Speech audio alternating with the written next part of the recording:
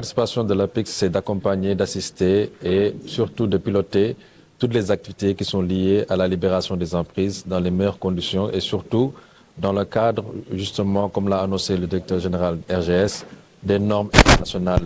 Aujourd'hui, à ce niveau-là, l'APEX qui vient de boucler plusieurs projets, de grands projets de l'autoroute à péage, passant par le train express régional, passant par le pôle urbain de Diamniadio, passant par le CICAD, passons par Bambulor, qui est un projet piloté par la CDC. Nous avons pu réaliser pas mal de projets qui étaient nécessaires pour ces projets-là de faire ce qu'on appelle la libération des emprises. Et à ce niveau-là, l'APEX aujourd'hui engendre, en tout cas, cumule pas mal d'années d'expérience.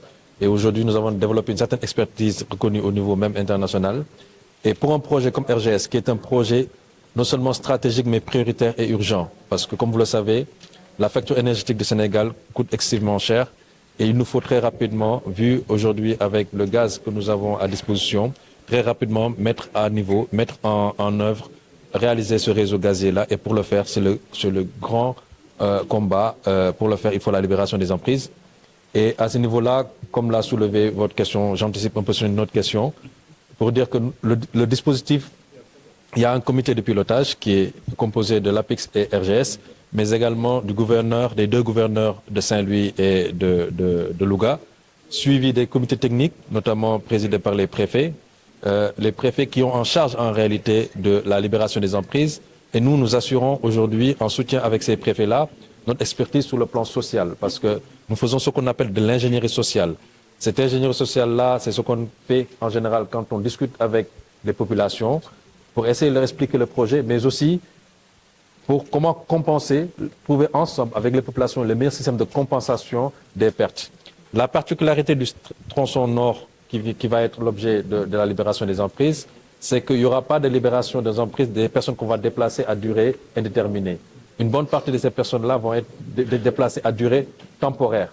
Parce que pour laisser les constructions, un réseau gazier, ça va être sous terre, et donc on pourra trouver des systèmes d'aménagement pour sécuriser déjà le réseau, parce qu'on ne peut pas occuper en tout cas le réseau au-dessus du réseau, mais aux alentours du réseau, comment valoriser avec l'appui des populations riveraines qui peuvent trouver aussi leur intérêt à ce qu'il y ait le réseau, parce que tout simplement, nous allons trouver ce système de compensation harmonisé avec les populations. Donc c'est ça notre rôle au niveau de l'APEX en accompagnant le RGS. Les coûts sont en cours. Actuellement, comme vous avez, nous avons le plan d'action de réinstallation qui a été réalisé avec le préfet et RGS. Nous allons, avec la signature de ce protocole-là, nous allons recevoir toute la documentation que nous avons évaluée. Et dans les prochains jours, parce que quand nous recevons en général les plans d'action de réinstallation déjà élaborés par une autre structure, nous sommes obligés de retourner sur le terrain pour expertiser ce plan d'action de réinstallation, pour nous assurer que ça prend en compte toutes les exigences que je vous ai énoncées, les exigences qui sont liées aux normes internationales, des bons standards en tout cas, à ce niveau-là. Et nous comptons véritablement nous aller sur le terrain dans les jours et semaines à venir pour rencontrer les populations sous la direction du préfet, comme vous l'avez entendu tout à l'heure. Nous allons démarrer les travaux pour permettre tout simplement à RGS d'avoir à disposition le chantier pour démarrer très rapidement, en tout cas, les travaux qui sont liés à ce réseau-là.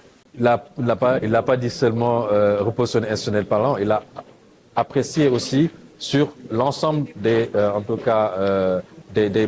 domaines d'intervention de l'APEX, notamment l'environnement des affaires, la promotion des investissements. C'est dire il est nécessaire de renforcer notre cadre institutionnel et notre cadre réglementaire pour assurer une meilleure attractivité de notre pays. Aujourd'hui, le réseau gazier est un exemple.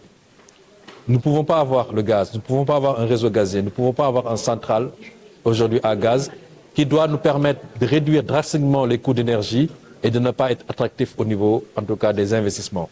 Et donc, nous, en nous impliquant dans ce projet-là, c'est justement pour participer à améliorer l'environnement des affaires. Tout ce que nous faisons, tout ce que l'APEX fait de manière générale, contribue à l'amélioration de l'environnement des affaires. Ça peut revêtir plusieurs formes. Dans le cadre des grands travaux, aujourd'hui, pourquoi le Sénégal est attractif? Parce que nous avons eu à réaliser des grands travaux qui permettent aujourd'hui la fluidité des personnes en termes de déplacement.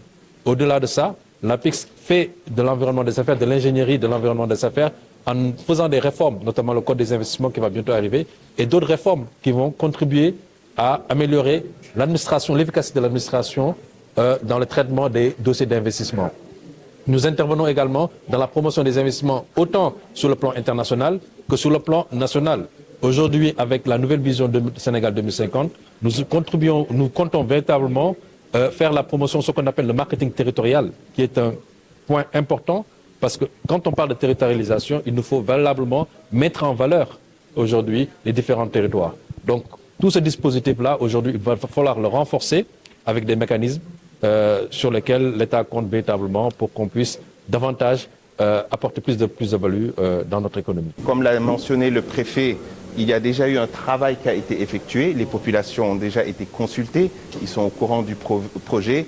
Le PAR, le plan d'action et de réinstallation, a déjà été élaboré et validé par les commissions de réinstallation. Et aujourd'hui, les barèmes seront appliqués. Nous allons aller, toutes les personnes qui auront un impact, seront impactées par ce projet seront dédommagées à juste valeur avant tout début de construction.